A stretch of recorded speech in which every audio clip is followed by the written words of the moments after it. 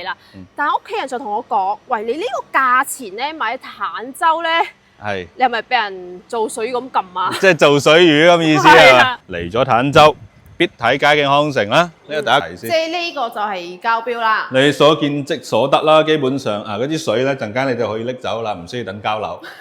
係啦，嗱，即是咁樣。咁上次咧，我哋睇埋佳景康城嘅3期啦。咁咧就今日咧又嚟咗4期。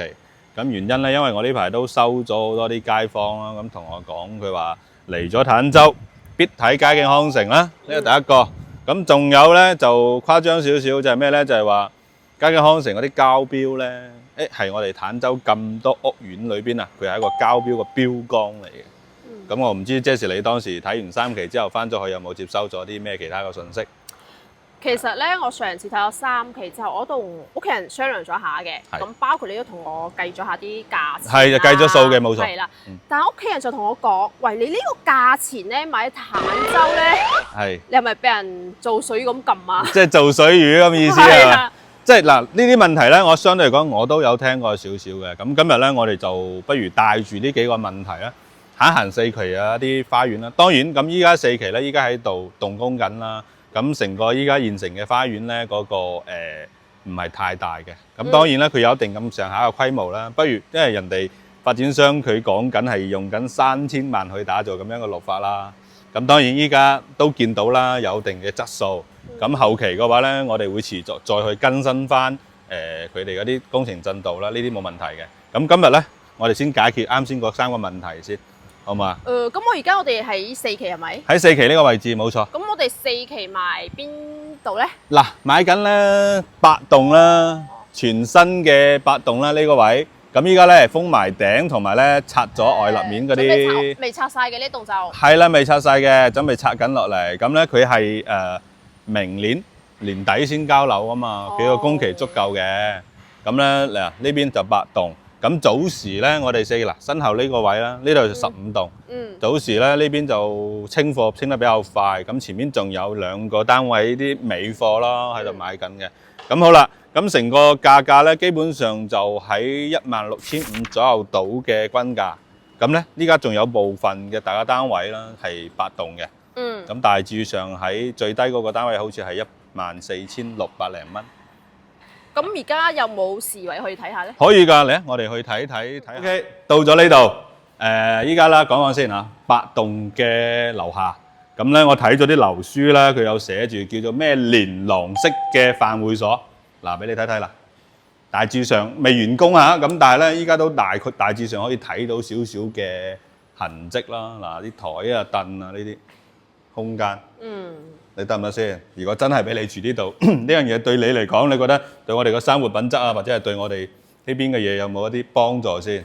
其實 OK 嘅，因為大堂呢個位咧係真係幾多下嘅，跟住即係遲啲呢啲台凳咧，亦都係會有喺度。係 keep 住嘅，會有嘅，冇錯。嗱，呢個仲有少部分嗰啲梳化嚇。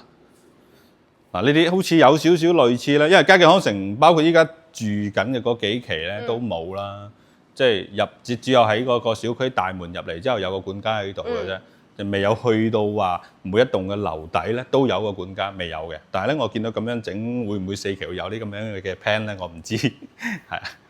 但係咧相對講，我睇到個感官還好。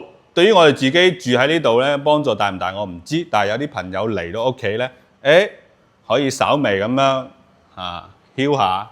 冇所謂嘅。一般咧，我去到人哋屋企見到呢啲咧，我都會先點支煙仔，食完再上人哋屋企嘅。即係解決啲口糧問題先。冇錯啦。嗱，呢度入嚟啦，有冷氣。呢度大堂已經開始有冷氣。係咪舒服咗？舒服好多。裝唔會用啦，係咪先？好貴㗎。 2個 lift 4伙。嗱，然之後咧，我哋上翻去睇睇，撳下個 lift 先啦。我哋上去望一望呢個單位。即時我哋咧上咗嚟樓上啦，睇示範單位。咁咧先同大家匯報下啲數據先啦。總層高咧33層啦，咁同埋咧佢都為數不多嘅係有2層車庫，即係有負2層。即係負1負2。係啦，冇錯，2層停車位啦，地下噶啦。咁另外咧上翻嚟之後咧，佢係2個 lift 4伙。咁啊呢邊兩伙啦，咁同埋咧隔離我哋身後咧仲有兩伙嘅。咁佢個積數咧係88點幾，即係大概89方咧有兩伙。有一伙咧嗱呢度就係105嘅，咁呢伙咧就大少少，就118個方左右到。咁咧我今日都有啲想帶咗問題嚟啦，所以咧我諗住我就唔去睇嗰啲示範單位，我哋咧直情齋睇翻我哋個交樓標準 ，O 唔 OK？OK。咁嚟打個先，105方3房2衛嘅，大概1130尺左右到啦。一入嚟望一望先，嗱帶住問題嚟嘅，隨便你揾，睇下係嘛，可唔可以答翻我哋啱先片頭嗰幾個問題先？即係呢個就係交標啦。你所見即所得啦，基本上嗰啲水咧陣間你就可以拎走啦，唔需要等交樓。係啦，咁嗱，呢個就唔出去睇啦吧？可以，因為咧依家開緊工嘅，咁啱先我哋講緊咧，佢拆緊外立面，你可以拉埋，嗱，拉嗰邊。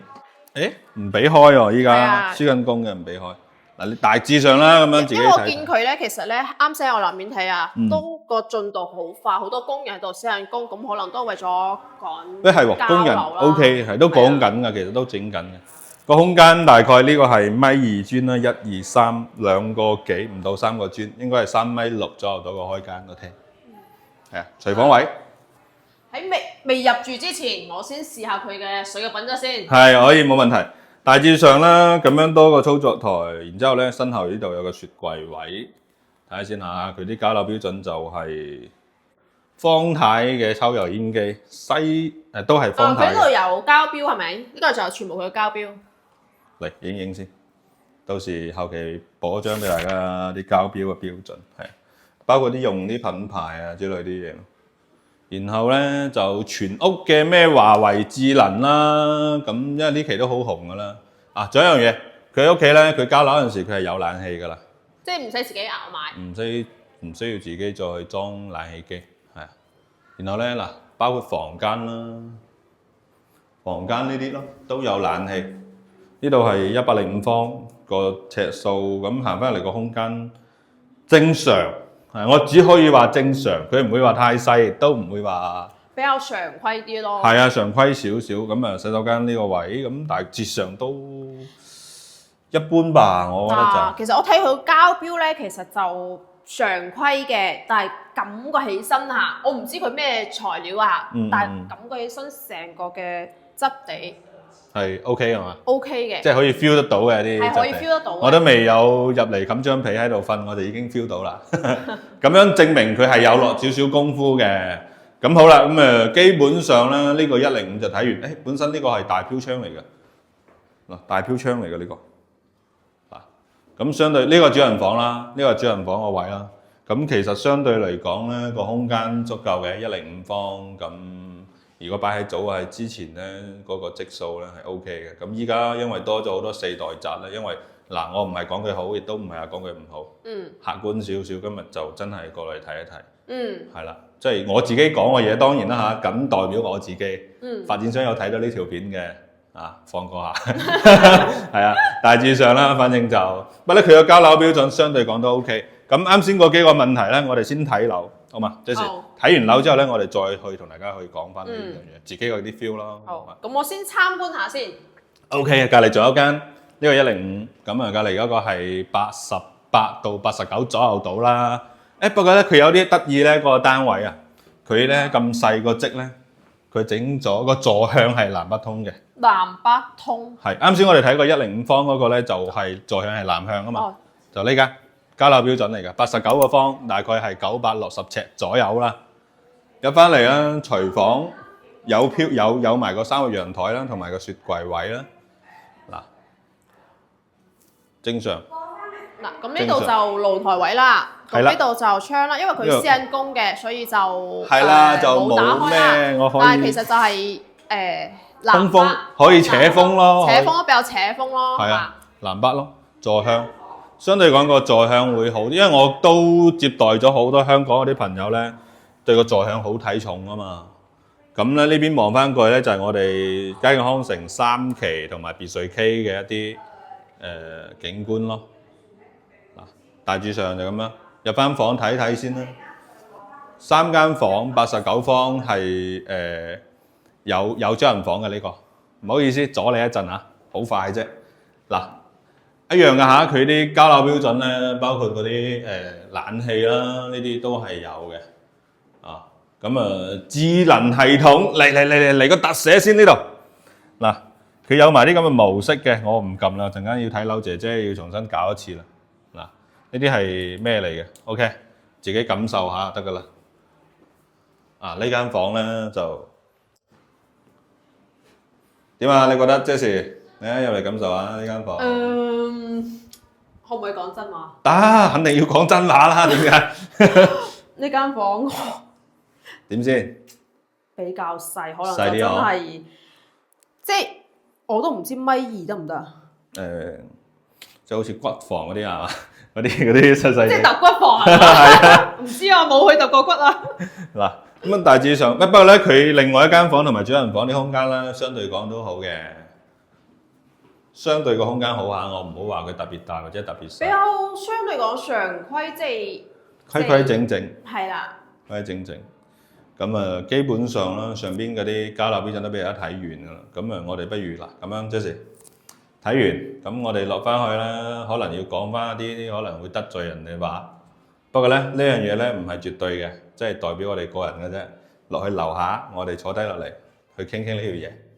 好啊，其實我覺得都唔係話得罪嘅，只係我哋將我哋自己。因為我真係要對啲觀眾負責任咧，明白。即係我唔知觀眾嘅口味係點啦。咁我睇完之後咧，我有個大致上嘅嘢都可以分享下。梗係我個人嘅觀點嘅啫。咁應該嘅，咁聲明下先啦，冇啦。咁係應該咧，大家都睇到噶嘛，係咪先？咁 OK。我哋落去望望，落去我哋再傾一傾。OK。Jessie 咁樣啦，我哋咧就兜咗一圈噶啦，亦都睇咗成個流程落嚟啦。咁好啦，咁跟翻我哋啱先開始嗰幾個問題啊。咁第一個就係嚟到坦洲咧，必睇街景康城。咁你睇完之後咧，你覺得點？有冇揾到答案先？即係我前邊咧都睇咗一個硫磺。3期，咁呢個就係4期嘅。4期係。咁講真嘅，咁硫磺咧，我係可能會個人比較中意啲嘅，即係佢嘅無論係園林啊、設計啊，同埋一個現樓嘅問題。但呢一度咧，當然都有佢嘅自己嘅一個特色啦，好似大堂咁樣啦。即係啲質地啊，都睇得出嚟嘅。係啦，但係喺格局方面咧，即係呢一期嘅格局啊，除咗佢係一個騎樓啦，跟住仲有一個格局方面，我就會覺得會比較常規普通啲啦，可能會唔會因為硫磺同埋平時嗰啲咧訂位唔同啊？係咪會唔會講唔講得過去先？兜唔兜得翻先？咁啊，硫磺肯定有佢硫磺嘅定位嘅道理嘅，呢個都明嘅。係啦，呢個一點啦，同埋另外一點咧，其實我覺得都要講啲公道少少嘅説話係咩咧？就係話，因為3期好多嘢咧係現成嘅，咁多年咧亦都咁多客街坊咧選擇咗住喺嗰度啦，咁我相信亦都有佢可取嘅地方嘅。咁4期咧，當然質地我係可以睇到少少出嚟嘅，但係咧，因為佢依家4期佢成個小區佢未有完全交付咁，同埋咧一啲現成嘅嘢我未去睇得到啦。相對嚟講，從視覺上邊同埋同感受上邊去睇咧，睇完3期同埋4期嘅對比咧，我依家肯定係傾向翻3期多一啲嘅，即係個小區環境嚟講。咁你話嚟到坦洲必睇？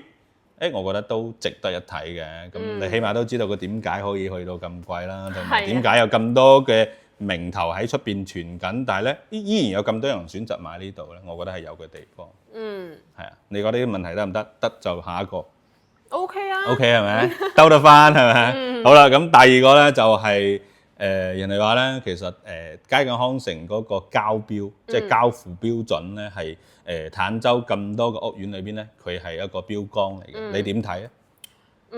其實目前嚟講下，即係我都唔止睇咗一個屋苑啦，都睇咗幾個。咁其實喺我講句真心話啦，即係所有交標咧，其實都無非就係白牆啊、空調啊、有窗啊呢啲啫。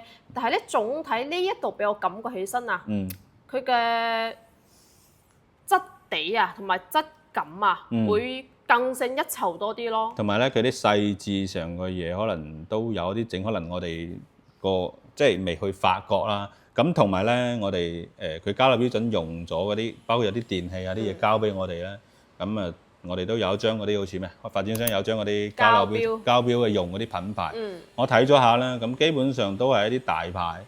咁大牌嚟講咧，我未知日後用翻落去嘅效果係點啦。咁至少即係話俾我哋去買，作為消費者去買呢樣嘢有陣時，我見到呢樣啦，至少有個品牌嘅沉澱，同埋俾到我哋一啲消費者嘅一啲保障個心態，我覺得就嗰個交標嚟講會好啲。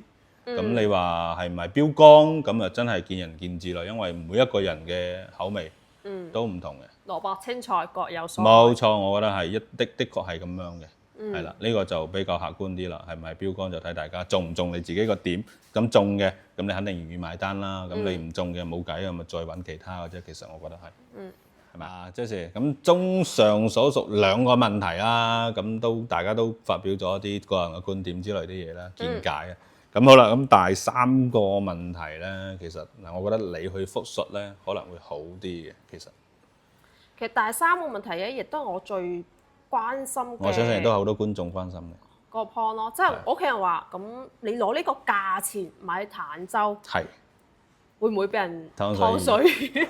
嗱，其實咁樣嘅，因為好多嘢都係我哋齋講，不如咁樣咧，我哋將呢個問題咧拋翻俾我哋睇呢條片嘅觀眾朋友啦，咁嚇睇下佢哋咧有冇啲咩好獨特嘅見解咧，或者係有啲嘢可以俾到翻俾我哋嘅，好嘛？好。咁好啦，咁鏡頭前嘅朋友咧，我哋都希望話將呢個嘢拋俾大家。咁如果話你哋有翻興趣睇埋呢條片嗰陣時咧，可以喺視頻下邊咧俾翻一個評論。咁我哋有見到嘅話咧，我哋都會將一啲有見解嘅嘢咧，會到時做翻一期咁樣影片，對幫大家分析下。我希望對於咁多香港嘅朋友到屆時嚟到坦洲去參考咁多嘅屋苑嗰陣時咧，一啲咁樣嘅建議咧有啲幫助啦，係嘛？即係就算唔買都唔好買錯咯，其實啱㗎，係咪啊？